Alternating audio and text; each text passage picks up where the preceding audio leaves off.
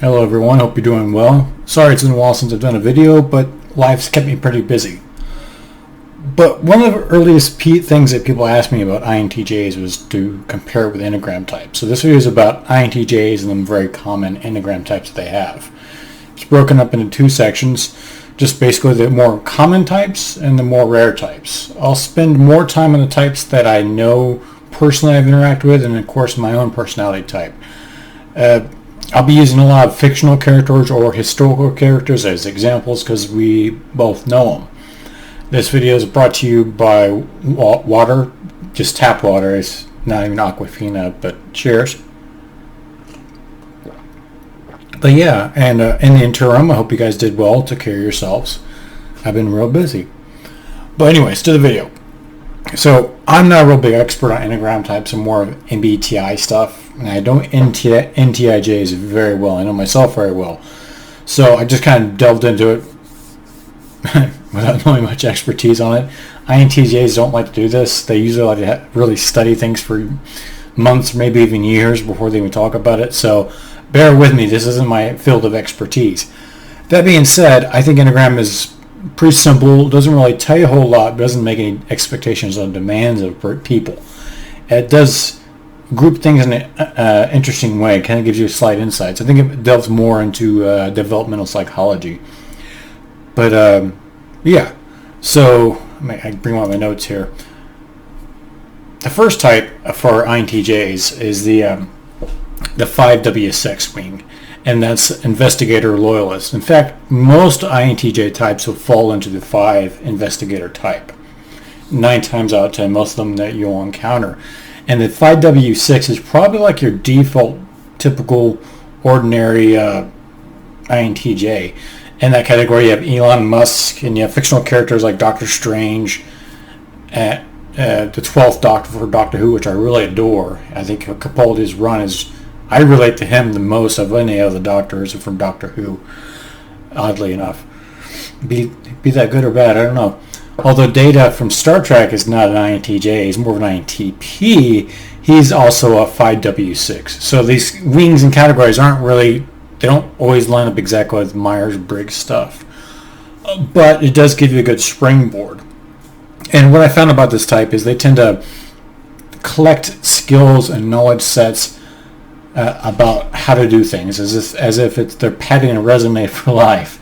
Like I know a friend, he would know all these skills, and I'm like, well, do you really need? For example, back before cameras did this automatically, he had a camera hooked up to his laptop, and he would make it where it would click on his mouse and it would take a photo of a bird at a bird feeder, because you want to get up and touch the phone, and they didn't have remote controls back then, so he did all through the computer. To me, I'm much more practical. I'm like, why can't you just get a telephoto lens and move on to more critical needs? But he was like that. He'd come up to a situation, a roadblock, and find a way to get around it using knowledge and technology. And it was very much like he's building a skill set that these skills are important to him or to future employers.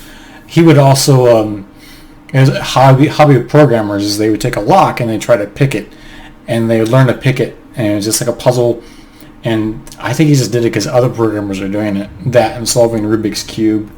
So I'm very pragmatic about my skill sets. I have to have a real need to it. But 5W6s tend to collect skills and knowledge sets. I kind of went through that in my phase when I was younger. And anytime I got a job, I find whatever was critical skill set wise, and I learn it, knowing that would make me a rare commodity. So I got to understand that way of thinking. And the next set is 5W4. That's the investigator individualist. They, in my opinion, that type seems like the J and the P, they seem to be more slanted towards P, because you get a lot of the science types that go for this. And the 5W4 is almost always with the INTP type, not the INTJ. That being said, I mean, some of the characters that have it are Dr. Manhattan from whatever, I forget the name of that show, but Dr. Manhattan, Hank Pym from Marvel Universe, and my favorite, Friedrich Nietzsche. He's definitely an INTJ, very ruthless, but still scientific. I also would think, what's his name? Nikola Tesla is INTP. He's brilliant. Both those two characters are some of my favorite INTJ intellectuals. I could probably do a video on both of them, just them. That's how fascinating they are. Friedrich Nietzsche, or Nietzsche, if I say pronounce it correctly. Forgive me, I'm American. My accent isn't always great. I see these things written. I don't always know how they're pronounced. But Nietzsche. But anyways, yeah, he's like the patron saint of INTJs. And if you read his works, it gives you a good insight in how we think sometimes. He's pretty ruthless for my taste. But Nikola Tesla, though, he is brilliant. He's way ahead of his time. As a 5W4, he almost is like a scientist in many ways. And although he was more of an engineer, but he had very much a dreamy, idealized way about how we should view the world and how we should be in the world with technology. For example, back when we were first having telegraph lines, he thought everything should be wireless. Not only wireless data, but wireless power. So you could like have your cell phone and it would be wirelessly charged no matter where it is in the world. I don't know how that was possible, but him seeing that wireless communication was the future was really brilliant, and he actually had a lot of methods of doing this. In fact, he had a remote controlled boat, and he would pilot it, and as a joke he would make the spectators in the audience believe they can control it by shouting at it, and he would just respond to their shouts, because remote controlled technology was so far ahead of its time, it didn't even exist then. But he was brilliant. The only drawback is they tend to be less J, so they tend to be less focused and less pragmatic. So Nikola Tesla, for example, he was a terrible businessman, and that's where his fallout with Edison happened. Is because, I don't know, that's a whole other video right there. You can look that up on the internet. But Tesla had a lot of business opportunities he let go by because he was too idealistic. He didn't want to. For example, one business deal with the U.S. Navy, they wanted him to do wireless communication with the ships out at sea, and his way of doing it was scientifically more efficient, more accurate, but the Navy wanted him to do this way. And he said, no thanks, and he walked away. And that could have set him up for life, money-wise. And he could have funded more research that way, pragmatically speaking. However, he kind of died in debt. Interesting side note about him. I'm going off on a tangent, but I love it. I love the guy. He was a virgin his whole life. He believed having sex would deprive him of his energy for science, because everything is about science with him.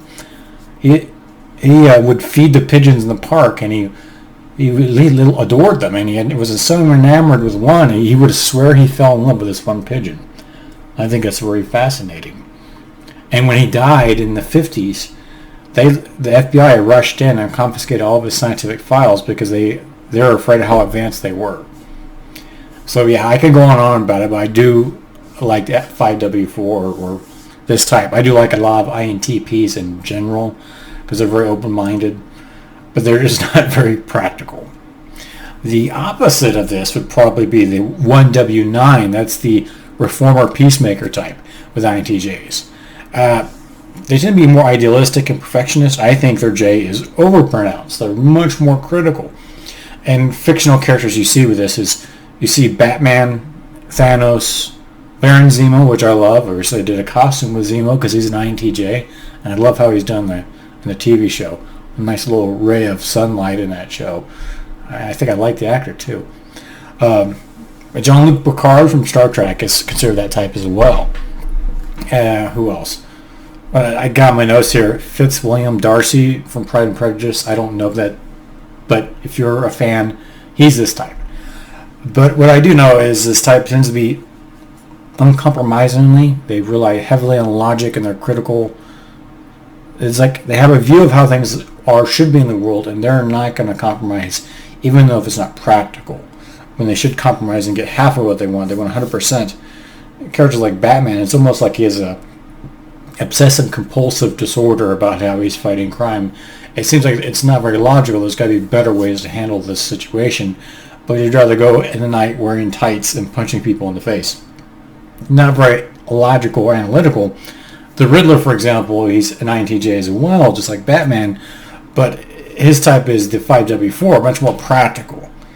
Thanos from the Marvel Universe, for example, he's much in many ways like Batman. He's so uncompromising. He comes up with this idea that the universe is going to be overpopulated. That's what they call Malthusian view of thinking from the late 1800s or late 1900s. But basically, when you see overpopulation in fiction where it's post-apocalyptic and there's not enough food to go around, overcrowding, that's Malthusian. And Thanos subscribes to that idea. And his solution was just to cut the universe in half. Cold-hearted, yes. Overly critical, yes. So that's why I think the 1W9s that tend to be very... the J is way blown out of proportion. Yeah, I can see that with people who have incredible ability or incredible wealth or incredible power like Thanos or Batman or Ozymandias from The Watchmen. That was a show I was trying to remember earlier. If they have extraordinary abilities, they have nothing else to keep them in check. But ordinary mortals like me and you, we have restrictions on either money, wealth, or intelligence or education, and we have to compromise. We have to boost up those weaker aspects of our psyche or our intelligence. I have a friend she's an INTJ, and she is this type, and I suspect she's this type. I don't know, but anyways, with her, she's relentlessly pursuing tasks. It's she'll have it's not very analytical, it's not very logical, but she'll like gardening, she'll do these things, and it makes no sense why she's gardening at night when she can't see, but she's out there doing it, because I know she sent me Snapchat videos, and I'm like, why are you out there like a madman digging in the dirt? And she's like, well, I am, and she goes right back to doing it. That's like an obsessive, it's almost like the analytical side is diminished for the sake of being J, for being overly critical.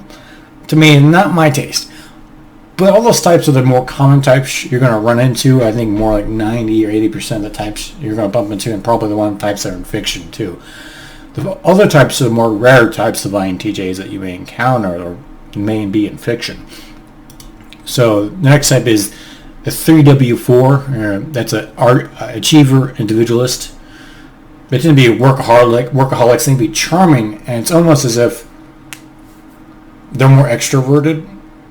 It's all, you may think I am more extrovert. I'm not, but these types, they're so focused on achieving and climbing that corporate ladder or social status that they're willing to be extroverted to an extent, but it always comes off weird because they're not in that place. The only two examples I could find of this were in fiction were Littlefinger from Game of Thrones. What was his name? I can't remember his real name, but Littlefinger, I think Baelish, Lord Baelish is his name. I don't know. I'm not a big fan of the show. And Scar from The Lion King. And if you think about it, if you go to more ancient societies that don't have an avenue to be an architect or an engineer or a scientist, all that is available is to Machiavellianly climb the ladder of success as Littlefinger would or Scar would. So I can see these kind of fictional characters being this way, and I imagine if I go back in fiction to the Iliad and the Odyssey, there's probably characters that are like this. They're INTJs. They just don't have science to work on, so they more like this. But they tend to be more rare, at least nowadays, I suppose. The next type, 8W7. 8 meaning 7. The Challenger Enthusiast. And oddly enough, that's my type.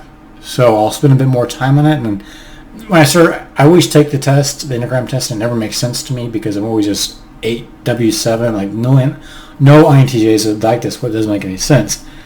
But now that I read more about it, it does make sense. They too can appear to be more extroverted. Like I have a YouTube channel, and I am around for hours, so I could see that. But it's almost as if they have this vision for the world, and their user strategy and timing, and tactics to kind of make it happen. They how can I? It's almost as if these types their logic is more subdued, and they tend to be more idealistic, like an NF, more visionary. I'm losing my track. I'm going off my nose, but this is about more like me. That's why I wore the shirt. One of the characters is this 8W7 is Magneto. I wore a Magneto shirt. See, Magneto was right. That's from the comic books. It's a very niche part from the comics. But yeah, because Magneto dies, but anyways, Magneto in the comics, if you know the X-Men are based off the contrast of Martin Luther King and Malcolm X, as I mentioned before in other videos. Magneto being Malcolm X. He wants it now at all costs. Violence is an option. Two cultures are going to be living separate. Mutants and humans are going to live separately. We cannot live together. Xavier thinks mutants and humans can live together.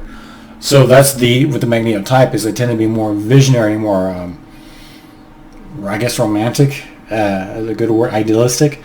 And that's kind of how I am too. It's like I get frustrated. I kind of think of, I have this way. I'm smart enough to know how the world is messed up. I'm smart enough to know how it could be better, what needs to be changed, but I'm not powerful enough to affect it. And I try to do what I can here, a little nudge there, a little here. It's almost like what Archimedes said about mechanical reasoning is that with a fulcrum and a lever, provided the right position to stand, I can move the world if only I had a lever. And that being that he was talking about the power of leverage and mechanical advantage with a fulcrum and a lever. It amplifies your strength. And that's how I feel about right now. It's like I'm smart enough to know what needs to be changed and how to change it, but I don't have the power to make it happen. So it's kind of frustrating. So to me, that frustration kind of also goes into how people are treated. The only times in my life I've actually gotten in fights is when I've defended my friends that were being picked on and bullied. So that's one thing that really gets me set off really quickly. I'm very logical and cold-hearted except for those things. Like you pick on my family or my friends or even the little guy. Even if I don't know him, if I feel someone's being picked on, I kind of get really upset, get fired up quick. And I suspect that's because I'm more of the 8W7 type. About me, how else can I relate to this? Let me think. I tend to root for the underdog. And I have also volunteered for youth programs and mentoring. Because I've showed kids how to build robots, how to understand electronics, how to understand science and technology, analytical, and of course I make these videos because I suspect a lot of people are curious about INTJs. There's a shortage of information and first-hand knowledge of it, and some people don't really just talk to them. And that's why when I make these videos is I don't try to edit them, I don't try to cut them, I don't overly rehearse them because I want it to be raw and like would be if I'm talking to you face to face. So you know what we're like when we pause and we're thinking. You see the wheels turning in my head as I'm trying to put words to thoughts to words, and I'm not the best at it. But you can sense that with me is that we're the 8W7s with this type. We're still emphasis on planning, and we're very logical. But I think we're more in tune with our emotions. I suspect me growing up with my mother being an INFJ is that she really encouraged me to be in touch with my emotions, and I like to think that at a young age I learned to not shut down these emotions, but to kind of coax it and bring it into coax the fire, get it burning hot like a furnace, and focus it to what I want in life. So I think logically of where I want it to go, get it angry, get the emotion, not just anger, not just love, not all emotions, all passions, and you focus it to your goal. And I can almost do that naturally now without much thinking. And that's what I think an intensity what a lot of INTJs have that a lot of other people notice. That's where it comes from me, for example. And I suspect other INTJs are like this to a degree, probably not as much as the 8W7s. The fictional type is the only thing I could think was Magneto. Although, not that going back, I never really identified Magneto. I've identified with Zemo, and I identified with Capaldi's Doctor Who. But I never really identified with Magneto. But now that I think of it, a lot of friends, when they get to know me, and they know the X-Men, you're like, you're like Magneto.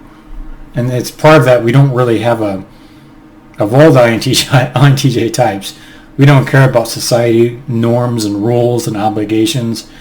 We almost flaunt them on purpose. And I'm very much like that. I will try hard to find the boundaries of the rules where I can break them. I almost do it as a demonstratively, so just to show. There's a really funny scene in Shrek, the first Shrek movie, where the donkey and Shrek, they go to that castle fun park, and they're running through the lines of the amusement park, and their ropes are up, and Shrek just kind of walks through it and breaks through it. I busted up laughing when I saw that, because it never related to something else more, because that's what I do repeatedly. Yeah, I could see if I can come up with examples. I don't know. Oh, enough with that. I'll go on to the other types. It's like 80% of the video is going to be just talking about me. Okay. Next type, 8W9, is the Challenger Peacemaker. There's a correlation between that and the previous one, the 8W7. They're very similar, and I would like to think of it's almost like 8W7 has matured and become jaded and kind of realize the limits of their abilities, and then they kind of ease into the 8W9. So they're both very similar in that regard. I couldn't find any examples in fiction or in real life of this type. However, I think Magneto, in some parts in the story, he's like this once he's burned out, and after Asteroid M and after Genosha and after all these things, he's realized, I can't have what this, I have to compromise. Maybe Xavier is right. So they tend to be like this. They tend to be more introverted. They're more emotions there, but they tend to be more cooler, even more patient. They have so that burning passion is just, it rests more at ease, I think. It's almost as if Magneto's aged. Maybe when I get to be old and gray, I got some gray. Boom! You can see a little bit right there. Well, maybe I get more gray, I get to be more old. I'll see this more myself as I kind of simmer down a bit. But yeah, hopefully this gave you some insight about Enneagram types. I think I covered everything I wanted to, just a short little jaunt into it. Yeah, sorry I haven't been making videos. I've just been busy living life and doing things. Lots of conventions going on. Plus I got a motorcycle. I've been riding that around. Not a very INTJ thing to do. Maybe I'll do a video about that, why I like it. But some INTJs do ride motorcycles. You'd be surprised. But yeah.